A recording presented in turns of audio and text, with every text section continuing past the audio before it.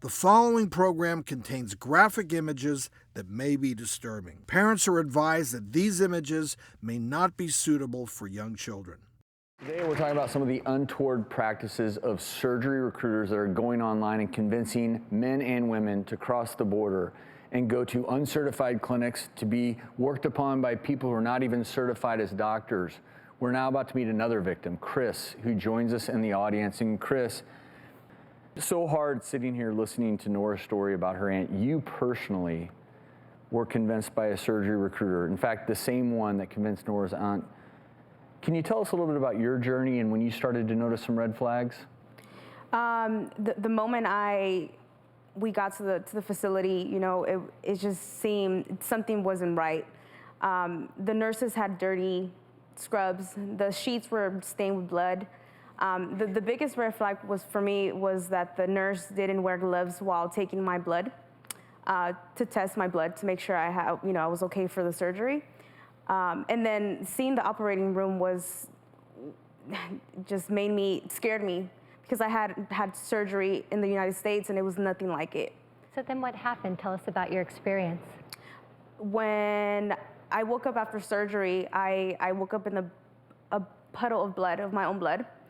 An hour after that, the nurse came in the room and told me that I needed to shower. I needed to get in the shower to clean myself. And I told her that I couldn't. I was too weak to get up. She refused. She took me in the shower, dragged me in the shower, and threw water on me to wash the blood off of me. I don't care what surgical procedure it is, you wait at least a couple of days for these incisions to close to a certain degree so they're sealed so that you can't have tap water potentially getting into these fresh incisions. Can you explain what happened next? The next day I was released from the hospital, from the clinic. It wasn't even a hospital, it was a clinic. And a few days after that, I had a really high fever and my body was going into shock. I didn't know why. So my family took me to the hospital and doctors told me that I almost went into cardiac arrest and I needed about 4 blood transfusions to survive. I was in the hospital for 2 months. Wow. And they had to cut the side of my butt and my leg to save my life. In this whole experience, did you try to contact the recruiter or your surgery coach? And then what was the experience like with that? In the beginning, she told me that the whole surgery went perfect, so she doesn't understand why I'm having issues. Once she found out that I was in the hospital, she cut all ties with me. She stopped answering my messages, my phone calls from my family members, and she pretty much blocked me from social media just so I won't say anything about my experience online. What procedures did you have done, if I can ask, Kriss? Yeah, I had a Brazilian butt lift and I had a 360 lipo. So they transfer all the fat to my butt.